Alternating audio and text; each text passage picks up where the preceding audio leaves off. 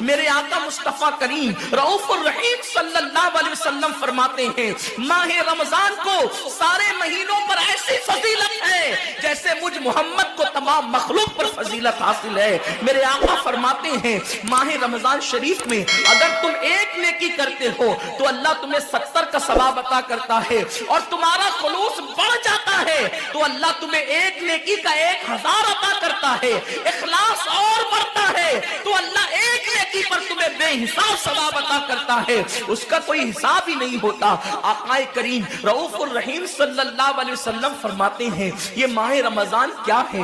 اللہ کے محبوب مصطفیٰ کریم صلی اللہ علیہ وآلہ وسلم ماہ رمضان شریف کے روزوں کی اہمیت بیان کرتے ہوئے فرماتے ہیں کہ ماہ رمضان شریف کا ایک روزہ اگر کوئی چھوڑ دے اور پھر ساری زندگی اس کے بدلے میں روزہ رکھے تو ساری زندگی کے روزے اس ایک ماہ رمضان کے روزے کے برابر نہیں ہو سکتے۔ یہ ماہ رمضان شریف کے روزے کو فضیلت حاصل ہے، اور اللہ کے حبیب صلی اللہ علیہ وسلم فرماتے ہیں جو ماہ رمضان شریف میں عبادت کر کے اپنی بخشش نہیں کروا سکتا، اپنی مغفرت نہیں کروا سکتا، پھر اس کو کبھی موقع نہیں ملتا کہ وہ اپنی مغفرت کا سامان کرے۔ آقا کریم صلی اللہ علیہ وآلہ وسلم فرماتے ہیں کہ سال بھر تک ماہ رمضان شریف کے لیے جنت کو آراستہ کیا جاتا ہے، جنت کو سجایا جاتا ہے، جنت کو سنوارا جاتا ہے، اور آقا کریم صلی اللہ علیہ وسلم فرماتے ہیں بڑی بڑی آنکھ والی حوریں اللہ کی بارگاہ میں عرض کرتی ہے میرے کریم ہمیں ان کی دلہن بنانا جو ماہ رمضان شریف میں تیری عبادت کرتے ہیں، ہمیں ان کے نکاح میں دینا جو ماہ رمضان شریف کی راتوں کو جگ کر کے تجھے منانے کی کوشش کرتے ہیں۔ آقا کریم صلی اللہ علیہ وسلم فرماتے ہیں اگر کوئی بندہ ماہ رمضان میں زنا سے بچے، شراب سے بچے، جھوٹ سے بچے، کسی کو تہمت لگانے سے بچے، اور ماہ رمضان شریف کا احترام کرتے ہوئے گناہوں سے بچے تو اللہ تبارک و تعالی ہر رات کے بدلے، رمضان شریف کی ہر رات کے بدلے 100 حوروں کے ساتھ اس کا نکاح فرمائے گا۔ یعنی 30 راتیں ہیں تو 300 حوروں کے ساتھ اس کا نکاح ہوگا۔ اور آقا کریم صلی اللہ علیہ وسلم فرماتے ہیں ماہ رمضان شریف کا احترام جو کرے اور احترام ماہ رمضان میں جو لغویات اور خرافات کو ترک کر دے، جو گناہوں کو چھوڑ دے، زنا کو، شراب کو، جھوٹ کو، بہتان تراشی کو چھوڑ دے، آقا فرماتے ہیں اس رمضان شریف کا احترام کرنے والے کے لیے اللہ نے جنت میں ایک ایسا محل بنایا ہے۔ اس محل کا حال یہ ہے کہ دنیا کے سارے اولین اور آخرین یعنی آدم سے لے کر آخری آنے والے تک انسان تک اگر سارے اس محل کے اندر داخل ہو جائے تو بھی اس محل کی اتنی ہی جگہ وہ لیں گے جتنی کی بکرے کی ران آپ کسی مکان کے اندر رکھتے ہیں، تو بکرے کی ران کتنی جگہ گھیرتی ہے، بس تمام اولین اور آخرین اس محل کے اندر اتنی ہی جگہ گھیریں گے، یعنی وہ محل اتنا بڑا اللہ نے بنایا ہے، اور وہ محل صرف ان کے لیے ہے جو ماہ رمضان کے احترام میں گناہوں کو ترک کر دیتے ہیں، گناہوں کو چھوڑ دیتے ہیں۔ میرے آقا صلی اللہ علیہ وسلم کے پیارے دیوانوں، لیکن افسوس ہم اور دنوں کی طرح ماہ رمضان شریف کی راتوں کو ضائع کر دیتے۔ تاجروں کا سیزن آتا ہے تو تاجر پہلے سے تیاری کرتے ہیں کہ اس سیزن کے اندر میں نے مالدار بننا ہے، اتنا مال میں نے کمانا ہے کہ پھر میں نے سارے سال گھر میں بیٹھ کر کے کھانا ہے۔ ٹیلر لوگ تیاری کرتے ہیں عید کے موقع پہ اتنی محنت کریں گے رات دن کہ سال بھر اگر کوئی کسٹمر نہ بھی آئے تو وہ گھر بیٹھ کے آرام سے کھا سکے۔ کپڑے والے سوچتے ہیں کہ سیزن آئے گا، جو بھی سیزن ان کا آتا ہے اتنا کمائیں گے کہ سال بھر بیٹھ کے کھائیں گے۔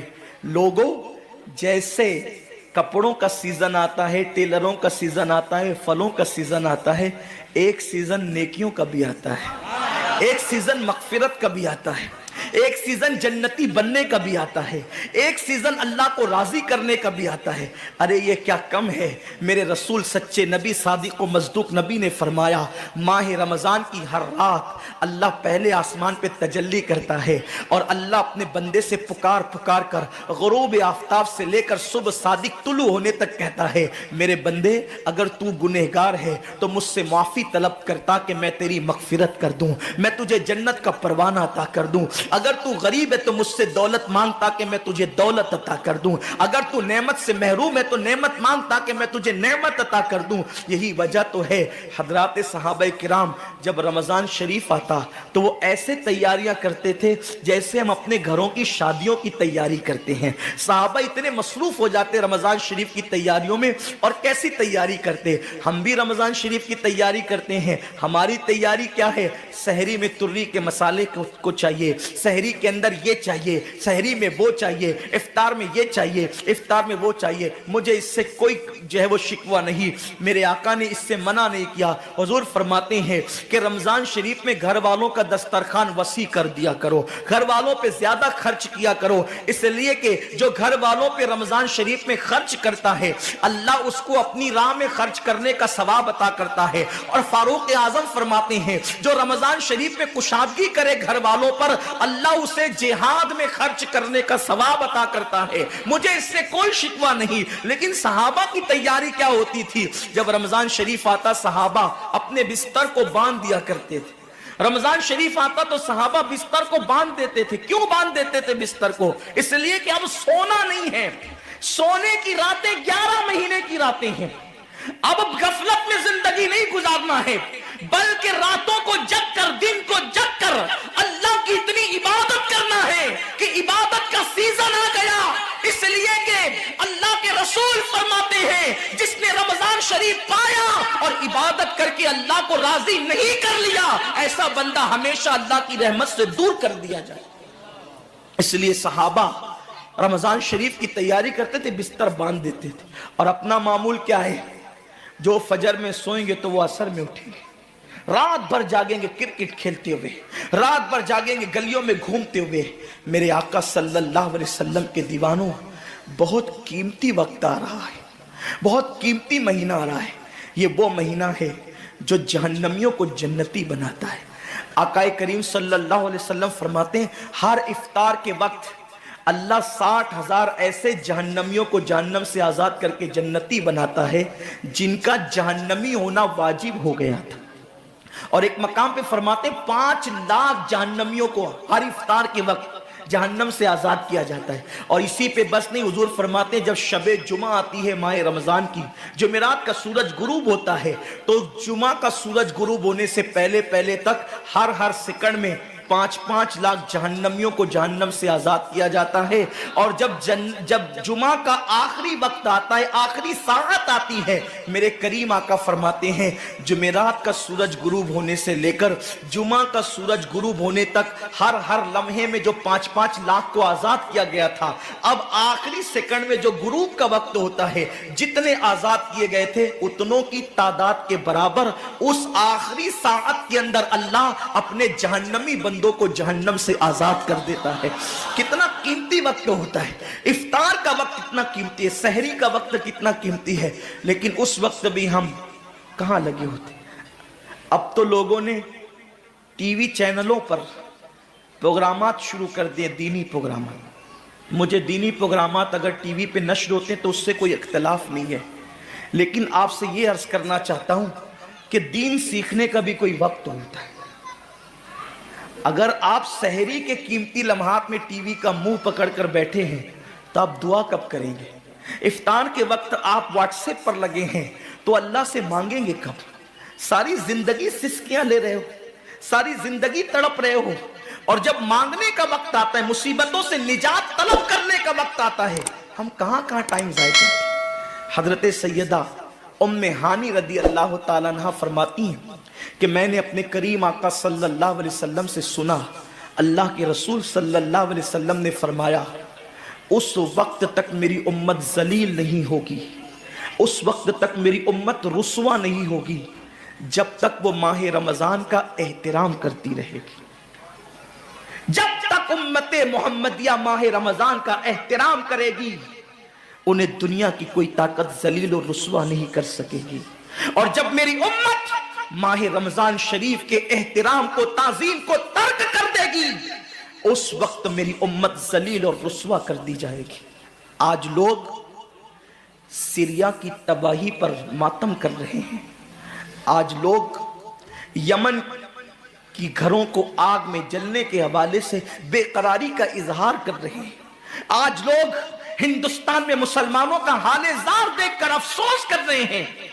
बड़े बड़े स्कॉलर मुफक्किराना तकरीर करते हैं, उम्मत का हाल क्या है, उम्मत का हाल क्या है, उम्मत जलील क्यों हो रही है, उम्मत रुस्वा क्यों हो रही है। आसिफा की आबरू पर आंसू बहाने वालों, कभी एहसास भी किया कि ये उम्मत की जिल्लत की वजह क्या है। एक नन्ही सी आसिफा की अगर आबरू जाती है तो वो कश्मीर के किसी नन्ही सी बच्ची की आबरू नहीं गई, बल्कि पूरी उम्मत मोहम्मदिया की आबरू से खेला गया। उम्मत की एक बेटी की आबरू अल्लाह के हबीब सल्लल्लाहु अलैहि वसल्लम ने, मेरे आका ने इरशाद फरमाया, मैंने अपनी उम्मत की बेटियों की इज्जत को काबे से बुलंद कर दिया है। वो दुनिया की और कौमें होगी जो अपनी बेटियों की आबरू का नीलाम करके अपने तख्त और ताज के लिए सामान करती है, उनकी इज्जत की हिफाजत करना जानती है। मैं आबरू लूटने वालों से मुखातिब नहीं हूं, इसलिए कि मजमा आबरू लूटने वालों का नहीं है। जो सुन रहे मैं उनसे बात करना चाहता हूं, जिन तक मेरी आवाज पहुंच नहीं सकती मैं उनसे मुखातिबत नहीं करना चाहता। अहले सियासत के मामलात जाने, जालिम अपने जुल्म के अंजाम को पहुंचने के लिए तैयार रहे, कहफरे किरदार तक के काफिर अपने कुफ्र के अंजाम को पहुंचने के लिए तैयार रहे। मैंने उनसे कोई गुफ्तगू नहीं करना, लेकिन आज किसी कौम की बेटी की अगर आबरू को लूट करके उम्मत को जलील करने की कोशिश की जा रही है, अगर तुम्हारे घरों को जलाकर तुम्हें बेघर करने की कोशिश की जा रही है, अगर तुम्हें तबाही के दहाने पर पहुंचाने की कोशिश की जा रही है, अगर तुम्हें गुर्बत की सतह से नीचे गिराकर तुम्हारे ईमान को छीनने की कोशिश की जा रही है, तो कब तक दूसरों पर उंगली उठाते रहोगे। मेरी कौम के जवानों, अल्लाह के हबीब ने आज से 1450 साल पहले तुम्हारी जिल्लत और रुस्वाई का सबब बयान किया।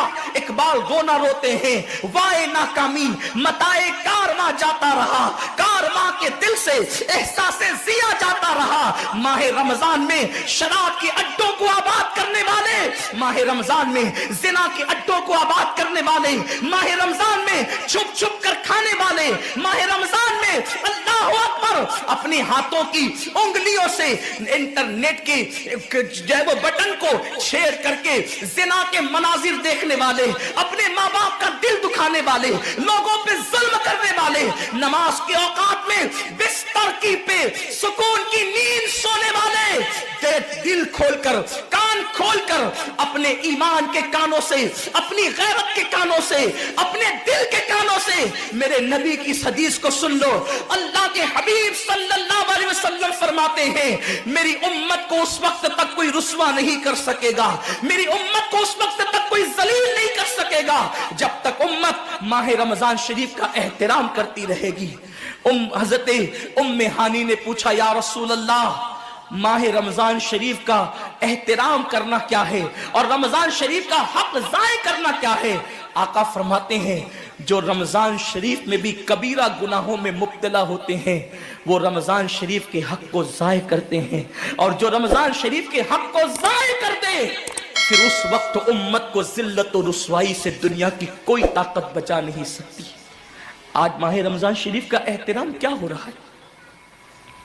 कल तक के मुसलमान और दिनों में गुनाह करते थे, लेकिन रमजान शरीफ आता था तो कम से कम फिल्में लोग देखना बंद कर देते थे, दाढ़ियां मुड़ाना बंद कर देते थे, मस्जिदों को आबाद करना शुरू कर देते थे। अब तो लोग किस कदर बेबाक हो गए, किस कदर निडर हो गए कि रमजान शरीफ में भी लोग अपने आप को गुनाहों से नहीं रोकते, बल्कि मेरी कौम का जवान बड़े धड़ल्ले से कहता है, यार अपने से रोजा नहीं रखा जाता इसलिए कि हमें तो गुटके की आदत है, हमें तो पान की आदत है, हमें तो सिगरेट की आदत है। शर्म करो, शर्म करो।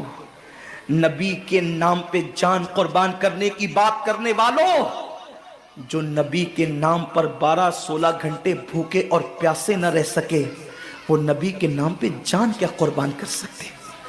اور جب سے تم نے احترام رمضان المبارک ترک کر دیا، تمہاری آبرو کو لوگوں نے کھیل بنا لیا، اور اب تو لوگوں کو احساس گناہ بھی نہیں رہا، احساس جرم بھی نہیں رہا۔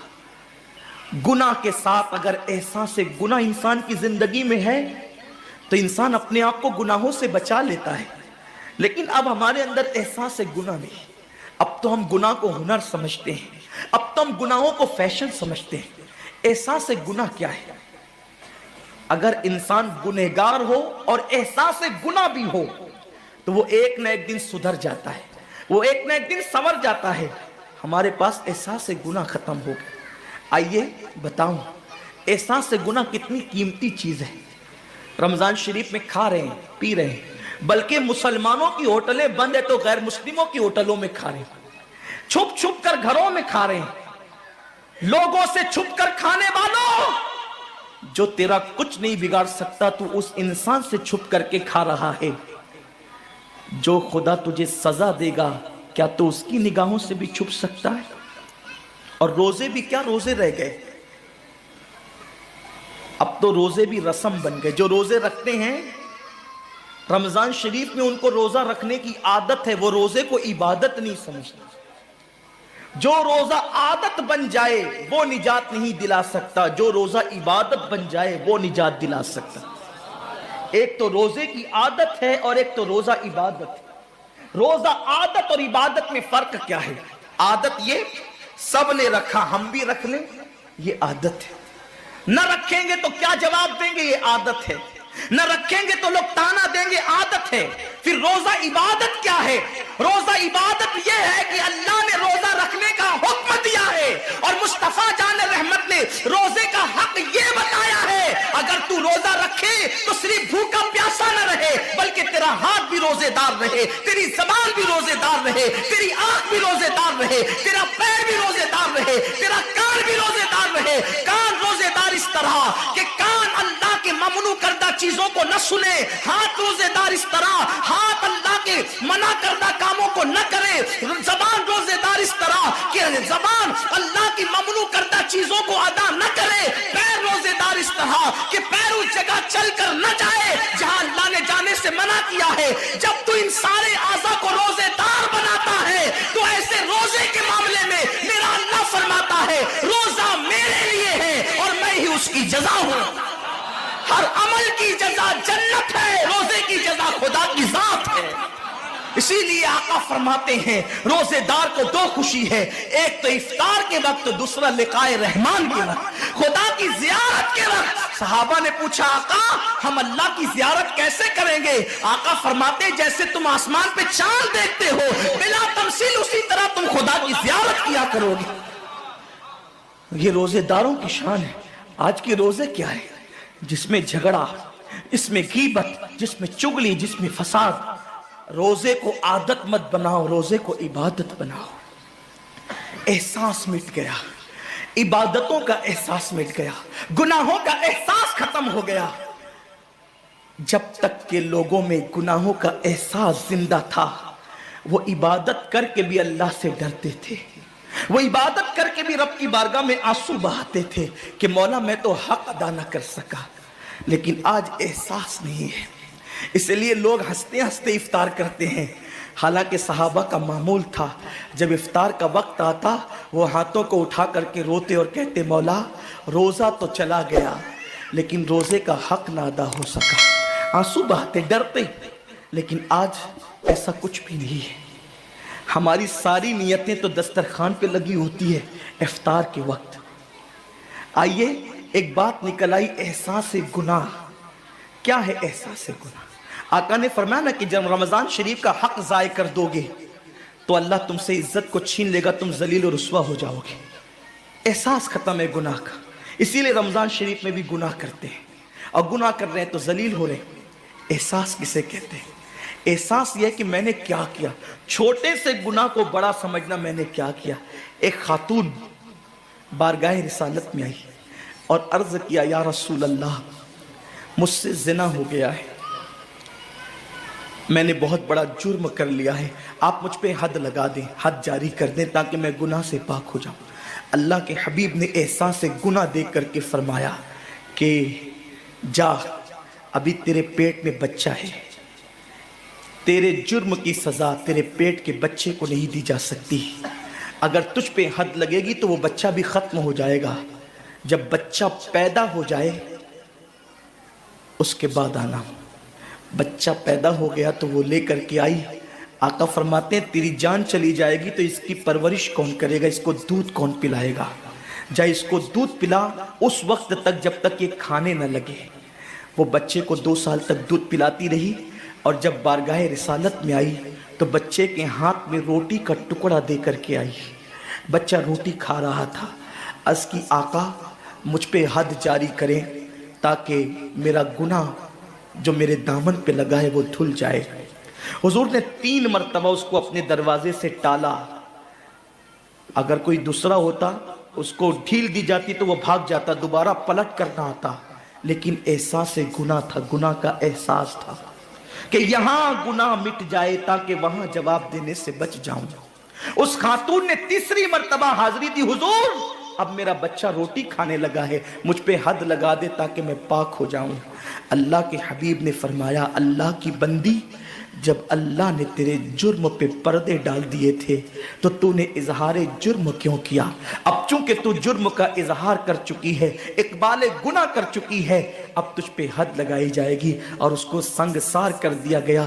جب وہ مر چکی اور اس کو دفن کر دیا گیا تو کسی نے کہا کتنی بدبخت تھی وہ عورت جس نے رسول پاک کے دور میں منہ کالا کیا۔ میرے نبی نے فرمایا تو اس کا گناہ دیکھتا ہے تو اس کا احساس گناہ نہیں دیکھتا۔ اس نے ایسی توبہ کی ہے، اگر اس کی توبہ 70 جہنمیوں پہ تقسیم کی جاتی تو اللہ ان کو بھی جنت عطا فرما دیتا۔ آقا کریم صلی اللہ علیہ وسلم فرماتے ہیں جو رمضان شریف میں گناہ کبیرہ کرتے ہیں، اب گناہ کبیرہ کی بہت بڑی تعریف ہے، اس کو نہیں بیان کروں گا، لیکن جو گناہ کبیرہ بڑا گناہ کرتے ہیں، پہلی بات تو چونکہ میرا مسلک صوفیہ ہے، صوفیہ سے کسی نے پوچھا کہ گناہ بڑا کیا ہے؟ امام غزالی فرماتے ہیں نہ کوئی گناہ چھوٹا ہے نہ کوئی گناہ بڑا ہے، بات تو یہ ہے جس گناہ پر خدا تیری پکڑ کر لے وہی گناہ سب سے بڑا ہے، اور جس نیکی پر خدا تجھے بخش دے وہی نیکی سب سے بڑی ہے۔